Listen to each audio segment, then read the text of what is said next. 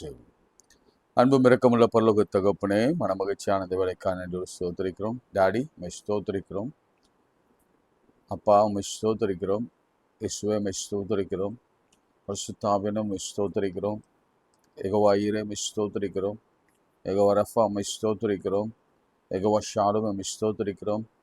Jehovah ஷம்மா mesh ஸ்தோத்திரிக்கிறோம். சர்வ வல்லவரே மெஷ் ஸ்தோத்திரிக்கிறோம். சாவாமை உடையவரே மெஷ் ஸ்தோத்திரிக்கிறோம். சகலத்தையும் படைத்தவரை மெஷ் ஸ்தோத்திரிக்கிறோம். எங்களை பறந்து காக்கிற பட்சியை போல் எங்களை பாதுகாக்கிறவரே மெஷ் ஸ்தோத்திரிக்கிறோம். எங்களை எல்லாவற்றிலும் பராமரித்து உணவு கொடுத்து உடை கொடுத்து இடம் கொடுத்து எங்களை உயிரோடு வைத்த கிருபைக்காக ஸ்தோத்திரிக்கிறோம். இரவு படுக்க போகும் முன்பு உடைய பிரசனம் இருந்தது. எழும்பும் பொழுது உங்களுடைய தயவினால் எழும்பினோம். யாரும் இந்த உலகத்தில் இரவில் படுத்து நான் காலையில் எழுந்திருப்பேன் என்ற நம்பிக்கை எவருக்குமே இல்லை. ஆனால் எங்களுக்கு ஒரு நம்பிக்கை உண்டு. நீதிமான் ஓடி சுகமாய் தங்குவான் என்ற வார்த்தையின்படியே நாங்கள் உமக்குள் வாழ்கிறபடினாலே சுகமாய் எழுந்திருக்கவும் பண்ணியிருக்கிறீர். உமக்கு ஸ்தோத்திரம். இந்த நாளிலும் கூட நீர் கொடுத்த எல்லா ஆசீர்வாதங்களுக்கு நன்றி செலுத்துகிறோம். இப்பொழுதும் கூட எங்களை நீர் இந்த நாளிலே நடத்தும்படியாக உம்மை அழைக்க வந்திருக்கிறோம். முதலாவது என்னுடைய ராஜ்யத்தையும் அவருடைய நீதியும் தேடுங்கள், பிறகு இவைகளெல்லாம் உங்களுக்கு கூட கொடுக்கப்படும். நாங்கள் எதிர்பார்த்திருக்கிற நல்ல முடிவுகளை இன்று கொடுக்கும்படியாக இயேசுவின் நாமத்தில் ஜெபிக்கிறோம் நல்ல பிதாவே, ஆமேன். யெகோவா ஈரே தந்தையாம் தேவன், நீ மாத்திரம் போதும் எனக்கு. இந்த பாடலை பாடு. யெகோவா ஈரே தந்தையாம் தெய்வம், நீர் மாத்திரம் போதும் எனக்கு. யெகோவா ரஃபா சுகம் தரும் தெய்வம், உம் தழும்புகளால் சுகமானோ. யெகோவா ஷம்மா என் கூட இருப்பீர், என் தேவையெல்லாம் சந்திப்பீர்.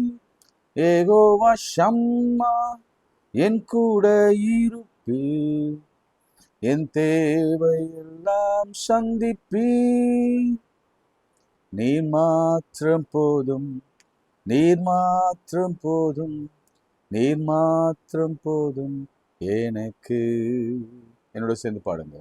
நீர் மாத்திரம் போதும், நீர் மாத்திரம் போதும், நீர் மாத்திரம் போதும் எனக்கு. யெகோவா எலோஹிம் சிருஷ்டிப்பின் தேவனே, உம் வார்த்தையால் உருவாக்கினீ. யெகோவா பரிசுத்த உன்னதர் நீரே, உம்மை போல் ஒரு தெய்வம் இல்லை. யெகோவா ஷாலும் உம் சமாதானம் தந்தி என் உள்ளத்திலே. யெகோவா ஷாலும் உம் சமாதானம் தந்தி என் உள்ளத்திலே.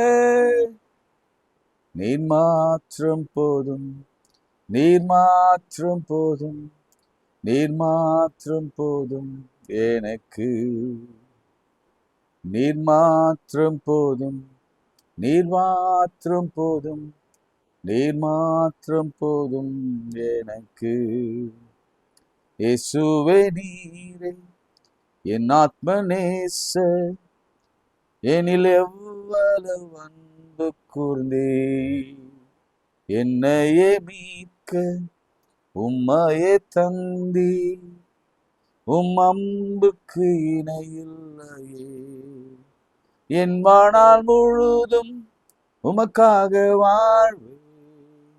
நீரே என்றென்றும் போதும், என் வாழ்நாள் முழுதும் உமக்காக வாழ்வே.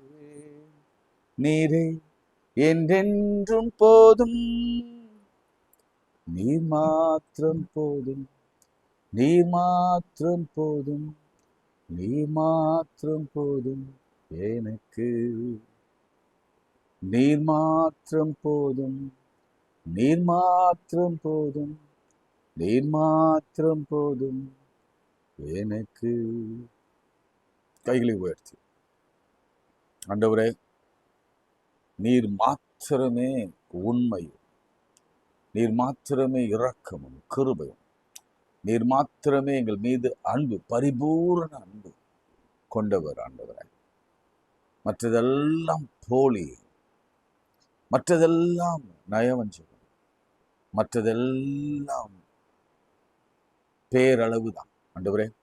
இந்த வேளையில உண்மை மாத்திரம் நம்பி கையெடுத்து நாங்கள் நிற்கிறோம். நீங்க உதவி செய்யுங்க.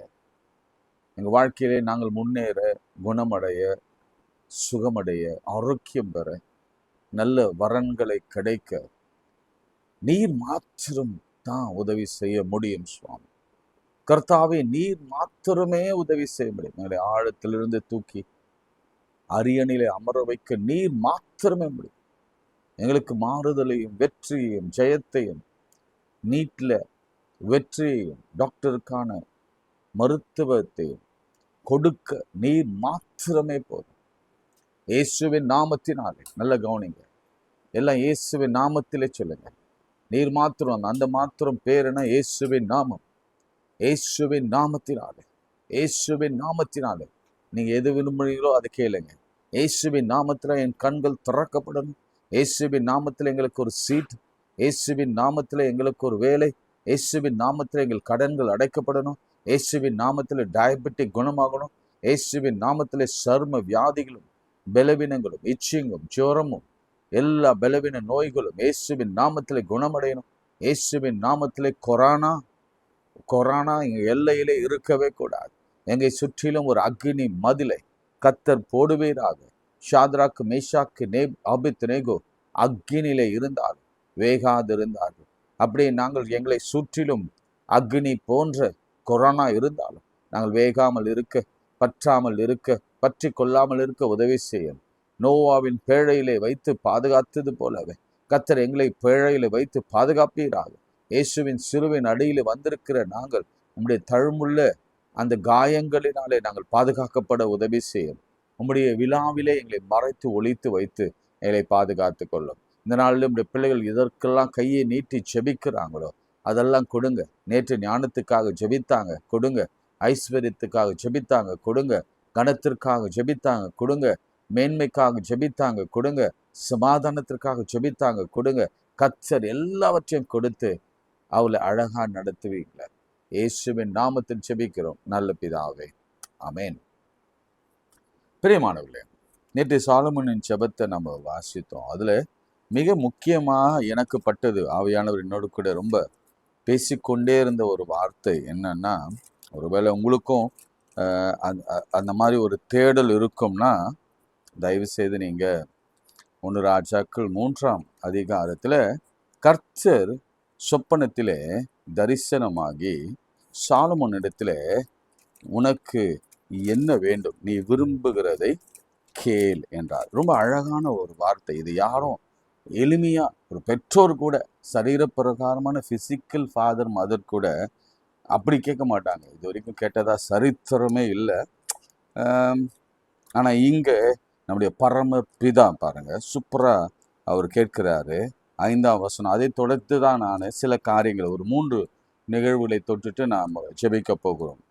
3ஆம் அதிகாரம் 5ஆம் வசனம். கிபியோனிலே கர்த்தர், 1 Kings chapter 3 verse 5. கிபியோனிலே கர்த்தர் சாலமோனுக்கு ராத்திரியிலே சொப்பனத்திலே தரிசனமாகி, நீ விரும்புகிறதை என்னிடத்தில் கேள் என்று தேவன் சொன்னார். நீ விரும்புகிறதை என்னிடத்திலே கேள் என்று தேவன் சொன்னார். ஆமென் சொல்லுங்க. ரைட். இன்னைக்கு கர்த்தருடைய வார்த்தை பிரத்யேகமாக இதை கேட்கிறவங்க பார்க்குறவங்களுக்கு நேரடியாக வருகிறது. இந்த சென்டென்ஸ் நேற்று நான் ரொம்ப அழுத்தம் கொடுக்கல. காரணம், அது இன்றைக்காக நான் சேவ் பண்ணி வச்சுருந்தேன். நேற்று நான் 1000 ஸ்தோத்திர பலிகளை நீங்கள் செலுத்துனீங்கன்னா, இன்னைக்கு எத்தனை பேர் அதுக்கு முயற்சி எடுத்தீங்கன்னு எனக்கு தெரியாது. ஆனால் முயற்சி எடுங்க.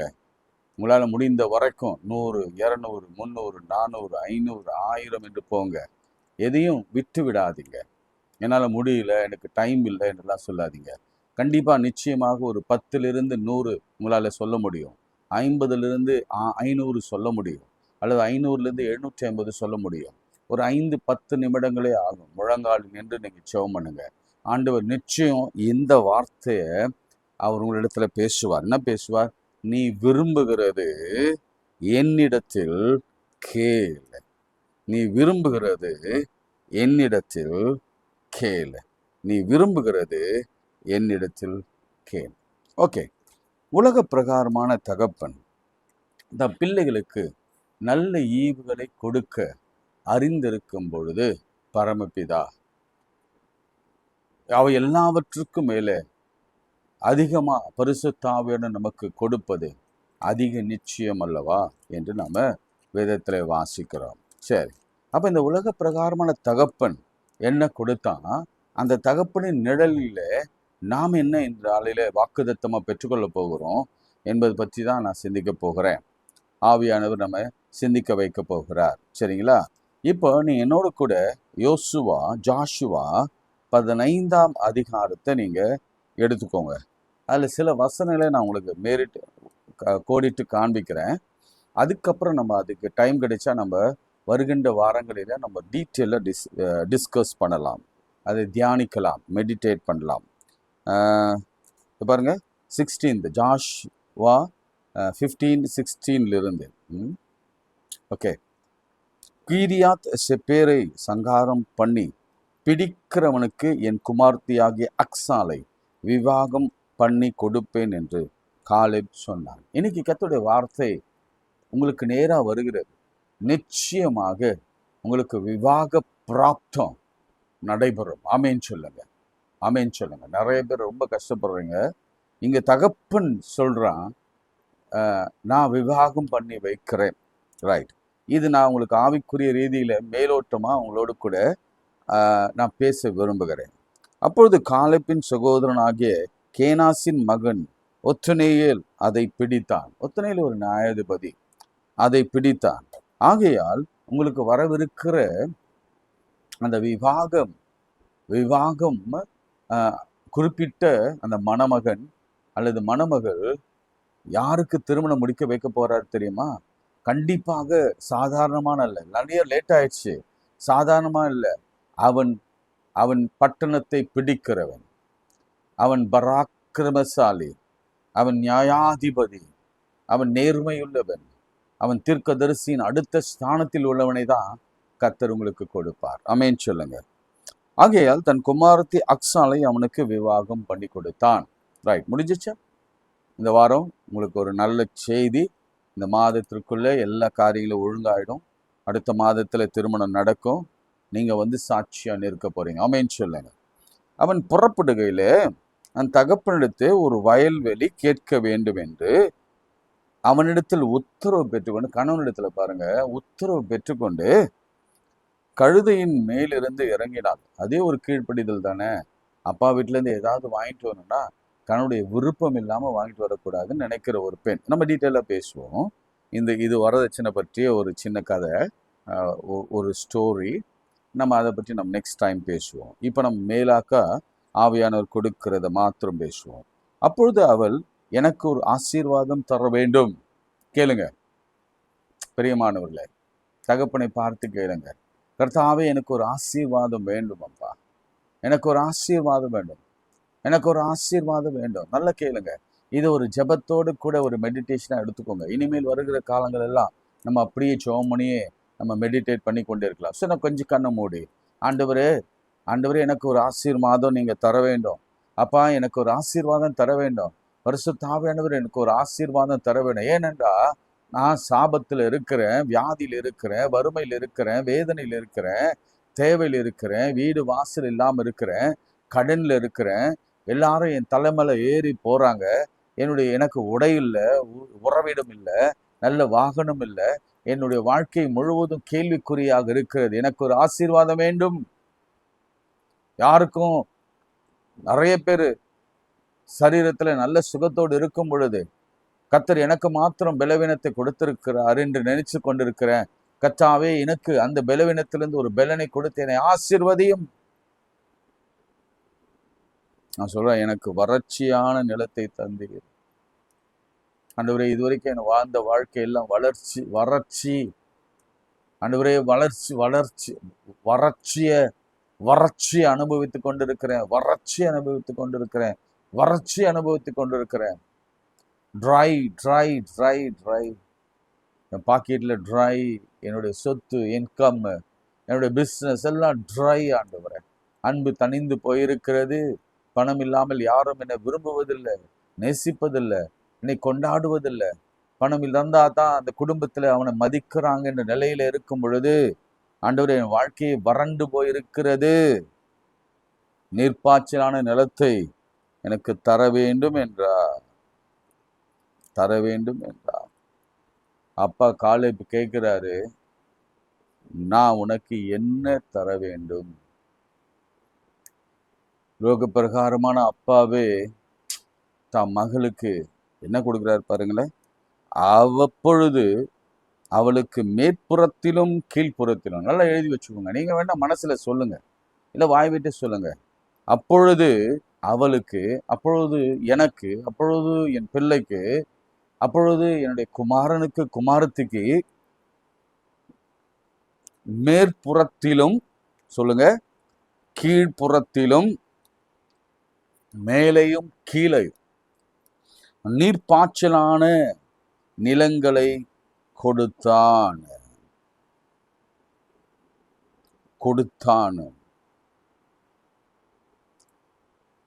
பாருங்க, நீர்ப்பாய்ச்சலான தோட்டத்தை கொடுத்தான். அதுக்கப்புறம் தான் யூதா புத்திரருக்கு அவர்லாம் செய்யறாரு. இன்னைக்கு அப்பா இடத்துல கேளுங்க, அப்பா என் வறட்சி மாறணும்ப்பா, ஏதோ ஒரு மூலையில நான் இருக்கிறேன், என்னை திருமணம் கட்டி கொடுத்துட்டு அவ்வளோதான், எங்கள் அப்பா அம்மா என்னை விட்டு போயிட்டாங்கப்பா, நீங்கள் தான் எனக்கு அப்பா அம்மா. திருமணம் நடத்தினதோடு சரி, அவ்வளோதான், என் வாழ்க்கையில் யாரும் என்னை வந்து எட்டி கூட பார்க்கல, எனக்கு உதவி செய்ய ஒருவரும் இல்லை. ஏதோ அப்பா அம்மா விருப்பத்திற்காக நான் திருமணம் செய்து கொண்டேன், ஆனாலும் என் வாழ்க்கையில் வறட்சி, திருமணத்தில் ஒரு ரிலேஷன்ஷிப்பில் ஒரு வளர்ச்சி, பிள்ளைகள் இல்லை, பிள்ளைகளுக்கு ஃபீஸ் கட்ட முடியலை. இன்னைக்கு நிறைய பேருடைய ஜெபமே அதுதான், என்னால் ஃபீஸ் கட்ட முடியலையே, என் பிள்ளையை அடுத்த வகுப்புக்கு நான் கொண்டு போக முடியலையே, அவ்வளவு பணங்கள் தேவைப்படுகிறது, கழுத்தை நெரிக்கிறது என்ற கவலை எல்லாம். ஒரு வீடு, ஒதுங்க வீடு கூட இல்லாமல் வாடகை வீட்டில் அமர்ந்திருந்து வேதனையோடு கூட அந்த ஹவுஸ் ஓனர், லேண்ட்லார்ட் சொல்லுகிறதுக்கு எல்லாவற்றையும் அடிபணிந்து வாழ்கிற ஒரு ஒரு ஒரு வாழ்க்கை, அது ரொம்ப அவமான வாழ்க்கை. கர்த்தர் இன்றைக்கு ஒரு பெரிய ஆச்சரியத்தை, அற்புதத்தை செய்யும்படியா இந்த வசனத்தை நம்மோடு கூட பேசி கொண்டிருக்கிறார். இது ஒரு தகப்பனிடத்துல ஒரு மகள் கேட்டதே தான். நாம நம்ம பரம தகப்பனிடத்துல நாம கேட்கலாம், தைரியமா அவர் கிருபாசன தண்டையில போய் நிற்கலாம். அப்பா எனக்கு கொடுங்கப்பா, அப்பா எனக்கு வறட்சியை கொடுத்துட்டீங்கப்பா, எனக்கு நீர்ப்பாய்ச்சலான தோட்டத்தை கொடுங்கப்பா, நீர்ப்பாய்ச்சலான இடங்களை கொடுங்கப்பா. அப்பாப்பா ரொம்ப தயவுள்ளவராய், அம்மா நீ கொஞ்சம் தான் கேட்ட, நான் உனக்கு நிறைய தரேன், மேற்புறத்திலிருந்து கீழ்ப்புறத்தில் வரைக்கும். ஆமென் சொல்லுங்க. அல்லேலூயா. ஆண்டவர் இன்றைக்கு இது ஒரு பெரிய காரியத்தை செய்ய போகிறார். சரி, அடுத்து இன்னொரு விஷயத்தை நான் சொல்ல காண்பிக்க விரும்புகிறேன். எஸ்தர் எடுத்துக்கோங்க. எஸ்தர் 5ஆம் அதிகாரம், எஸ்தர் 5th chapter 2ஆம் வசனம். ராஜ ஸ்திரீ ஆகிய எஸ்தர் முற்றத்தில் நிற்கிறதை கண்டபொழுது அவளுக்கு அவன் கண்களில் தயை கிடைத்ததினால். முதலாவது கவனிங்க, ராஜாவுடைய ஸ்தானத்திற்குள்ள நல்ல கவனிங்க. இங்க எஸ்தர் கதையை நீங்க வாசித்து பார்த்தீங்கன்னா உங்களுக்கு கொடுமை, ஒரு ராஜாத்திக்கு எத்தனை கொடுமை நிகழ்ந்திருக்கிறது என்பதை உங்களுக்கு புரிந்து கொள்ள முடியும். ஒன்று, ஃபர்ஸ்ட் வஸ்திய அவர் ஒதுக்குனது அல்லது டிவோர்ஸ் பண்ணது, அவர் வந்து விரட்டினதே மகா பெரிய குற்றம். அவங்க என்ன தப்பு செய்தாங்க? அவங்க அழக ரசிக்கும்படி அவன் வந்து ராஜாக்கள் கூடுகிற இடத்துல, மந்திரிமார்கள் கூடு இருக்கிற ஒரு கிளப்ல கொண்டு வந்து நிறுத்த நினைத்தான். ஆனா அந்த அம்மா பிடிவாதமா, அந்த அம்மா ஒரு பரிசுத்த மணவாட்டி போல, மீன் வேற என்ன வார்த்தை நம்ம பயன்படுத்தலாம்? நீங்களே யோசித்து பாருங்க. ஒரு நல்ல பெண், நல்ல பண்புள்ள ஒரு பெண், ஒரு மனைவி தன் அழகை வந்து கணவனை தவிர வேறு யாருக்கும் காண்பிக்க மாட்டார். அப்படிப்பட்ட ஒரு சூழ்நிலையில என் கணவனை தவிர நான் வேறு யாருக்கும் என்னுடைய அழகை நான் காண்பிக்க மாட்டேன் என்று சொல்லி தைரியமாக அவருடைய இன்விடேஷனை அவர் தள்ளி வைத்தார். ஆனால் அவங்க பார்வையில் ராஜாவை அவமானப்படுத்தினதாக மற்றவங்கெல்லாம் கூட்டம் கூடி, இந்த பெண் பாரு ராஜாவை அவமானப்படுத்தினா, இந்த பெண்ணே ஃபர்ஸ்ட் லேடியே ராஜாவை அவமானப்படுத்தினா, இந்த தேசத்தில் இருக்கிற பெண்கள் எல்லாம் ஆண்களை மதிக்க மாட்டாங்க அப்படின்னு எல்லாரும் தூண்டி விட்டு, இன்னைக்கு நிறைய குடும்பங்களில் நடக்கிற குழப்பங்கள் இதுதான். மற்றவங்கள் தூண்டி விட்டு பிரிவினை, டிவோர்ஸ் எல்லாம் ஏற்படுத்துறாங்க. அது சாபம். அது அதனால தான் நான் சொல்லுவேன், எஸ்தர் அவங்க மரித்தாலும் அவங்க பரலோகத்தில் தான் ஆண்டவரோடு கூட இருப்பாங்க. அவங்க யூதர் அல்ல, ஆகாஸ்வர ராஜா யாருன்னு தெரியல. பட் அவங்களோட மனைவி யாருன்னு நமக்கு இப்போ உடனே எனக்கு சொல்ல தெரியல. ஆனாலும் நான் சொல்வேன், அவங்க பரலோகத்தில் தான் இருப்பார். காரணம் அவருடைய வைராக்கியம். அது கிறிஸ்துவ பண்பு நான் பார்க்கிறேன். சரிங்களா? இப்போ இப்போ எஸ்தர் சொல்றாங்க, ரொம்ப வேதனையோடு சொல்றாங்க. முர்தேகா சொல்றாரு, ஆள் அனுப்பி சொல்றாரு, எப்பா இது காலம், இந்த காலத்துல நீ பிரயோஜனப்படுத்திக்கோ, ராஜாவிடத்துல போய் பேசு, யூதர்ல அடிக்க போறாங்க, அதனால நீ பேசலனா, இந்த காலத்துல நீ மௌனமா இருந்தா ரட்சிப்பு வேறு இடத்துல இருந்து வரும், நீ உங்க குடும்பம் உங்களுடைய குடும்பம் எல்லாம் சங்கரிக்கப்படும். அந்த வசனம்லாம் இருக்கு. அந்த வசனம் இருக்கு. 14ஆம் வசனம், நீ இந்த காலத்தில் மௌனமா இருந்தால் யூதருக்கு சகாயம் ரட்சிப்பு வேறு இடத்திலிருந்து எழும்பும், அப்பொழுது நீயும் உன் தகப்பன் குடும்பத்தாரும் அழிவீர்கள். நீ இப்படிப்பட்ட காலத்தில் உதவியா இருக்கும்படி உனக்கு ராஜமேன்மை கிடைத்திருக்கலாமே, யாருக்கு தெரியும் என்று சொன்னாங்க. ரைட், அது உங்களுக்கு வேகமா நான் வாசித்தேன். இப்போ முக்கியமான விஷயம்னா, உபவாசம் இருந்து 3 நாள் உபவாசம் இருந்து புசியாமல் தண்ணீர் கூட, அந்த வசனத்தை வாசிக்கிற பாருங்க. நேற்று 1000 ஸ்தோத்திர பலிகளை செலுத்தினோம். இன்றைக்கு நாம என்ன வேணும் அப்படின்னு அப்பா நம்மளை கேட்கணும்னா நம்ம என்ன செய்யணும்னா, நானும் என் தாதிமாரும் உபவாசம் பண்ணுவோம், இவ்விதமாய் சட்டத்தை மீறி ராஜாவிடத்தில் பிரவேசிப்போம், நான் செத்தாலும் சாகுறேன் என்று சொன்னான். அதற்கு முந்தி, நீ போய் சூசான் இருக்கிற யூதரெல்லாம் கூடி வர செய்து 3 நாள் அல்லும் பகலும் புசியாமலும் குடியாமலும் இருந்து எனக்காக உபவாசம் பண்ணுங்கள். 3 days ஃபாஸ்டிங். இன்னைக்கு நான் என்கரேஜ் பண்ணுவேன், ஸ்தோத்திர பலிகள் செலுத்தினால் மட்டும் போதாது, 3 நாளைக்காவது உபவாசம் இருக்கணும். குறைந்தது ஒரு வேளையாவது உபவாசம் இருக்க வேண்டும். அல்லது நாம் சாப்பிடுகிறதுல பாதி தான் சாப்பிட்டு உபவாசம் இருக்கலாம், அது பார்ஷியல் ஃபாஸ்டிங். அல்லது ஒரு வேளையாவது உபவாசம் இருந்து ஆண்டவரை தேடும் பொழுது பதில் என்னவா இருந்ததுன்னா, நான் வாசிக்கிறேன் பாருங்க, இது கர்த்தருடைய பதில், இது ஒரு ராஜாவுடைய பதில் மாத்திரமல்ல. நிற்கிறதை கண்டபோது அவர் கண்களிலே தயை கிடைத்தது. ஆமென் சொல்லுங்க. ஒரு சாதாரண ராஜா கண்களிலே தயை உண்டு பண்ணுவாருன்னா, நம்முடைய சர்வ வல்லவராகிய சிங்காசனத்துல வீட்டிருக்கிற ராஜா கண்களில எத்தனை தயவு நமக்கு கிடைக்கும். சரிங்களா? ராஜா தன் கையில் இருந்த பொற்செங்கோலை எஸ்தரிடத்தில் நீட்டினான். அப்பொழுது எஸ்தர் கிட்ட செங்கோல் நுனியை தொட்டார். ராஜா அவளை நோக்கி, எஸ்தர் ராஜாத்தியே, உனக்கு என்ன வேண்டும்? நீ கேட்கிற மன்றாட்டு என்ன? இந்த ராஜ்யத்தில் பாதி மட்டும் கேட்டாலும் உனக்கு கொடுக்கப்படும் என்றான். ஆமென் சொல்லுங்க. ஆண்டவர் எவ்வளவு நல்லவர் பாருங்க. நம்மளோட கூட பேசுகிறதெல்லாம் முகமுகமாய் பேசுகிறார். நீ இப்படி ஸ்தோத்திரம் பண்ணி ஆண்டவரை தேடி உபவாசம் இருந்து நீ வருகிற பொழுது, ஆண்டவருடைய வாயிலிருந்து வருகிற வார்த்தை, தகப்பனிடத்திலிருந்து வருகிற வார்த்தை, கர்த்தரிடத்திலிருந்து வருகிற வார்த்தை என்னன்னா, உனக்கு என்ன வேணும்? என்ன வேணுமா? கிட்ட வந்த பொழுது ராஜாவை நோக்கி, உனக்கு என்ன வேண்டும்? இன்னைக்கு ஆண்டவர் உங்களை பார்த்து, அன்பு சகோதரனை, சகோதரியை, குழந்தையே, வாலிப பிள்ளையே, உனக்கு என்ன வேணும்? திருமணமா? உனக்கு என்ன வேணும்? வேலையா? உனக்கு என்ன வேணும்? சுகமா? உனக்கு என்ன வேணும்? மாறுதலா? உனக்கு என்ன வேணும்? வெளிநாட்டில வேலையா? அது கிடைக்கப்பெறாத காரியமாக கூட இருக்கலாம். உலகமே தலைக்கீழாக உங்களுக்கு முன்பாக நிற்கலாம். ஆனால் என் தேவன் கொடுக்க நினைச்சா அதை எவனாலும் தடுக்க முடியாது. ஆமென் சொல்லுங்க. அது மாத்திரமல்ல, ராஜ்யத்தில் உன் மன்றாட்டு என்ன? ராஜ்யத்தின் பாதியும். ஒரு அபலை பெண், தகப்பன் இல்லாத பெண், தகப்பன் இருந்தும், ஒருவேளை மேபி தகப்பன் வீட்டாருன்னு சொல்றாங்க, அது என்ன ஹிஸ்டரி நீங்க பார்த்துங்க. யாரால் வளர்க்கப்பட்ட? மொர்தெகாயால் வளர்க்கப்பட்ட ஒரு பெண். அந்த பெண்ணுடைய வாழ்க்கை ஒரு ஸ்லேவ் கேர்ள். என்னாச்சுன்னா ராஜா சொல்றாரு, ஆஃப் நான் தர்றேன், இந்த நாட்டுல பாதி உனக்கு தர்றேன், ராஜ்யத்தில் பாதி மட்டும்லாம் உனக்கு கொடுக்கப்படும் என்றார். அதன் பிறகு நடந்த நிகழ்ச்சியெல்லாம் உங்களுக்கு தெரியும். ராஜா விருந்துக்கு அழைக்கிறார், ஆமானை கூப்பிடுகிறார், மொர்தெகாயை கூப்பிடுகிறார். அதுக்கப்புறம் ராஜாவுக்கு தூக்கம் வரல. இப்படி பல பல பல குழப்பங்கள். பிறகு மொர்தெகாயின் தலை உயர்த்தப்பட்டது. எஸ்தர் ராஜாத்தி உயர்ந்த ஸ்தானத்தில அரியணையிலே அமர வைக்கப்பட்டார். அவருடைய பேச்சு தான் இன்றைக்கும், அன்றைக்கு அவருடைய பேச்சு அவ்வளவு வல்லமுள்ள பேச்சாக, அவ்வளவு பவர்ஃபுல் பேச்சாக மாறிச்சு. பிரியமானவர்களே, நீங்க விரும்புகிறது என்ன?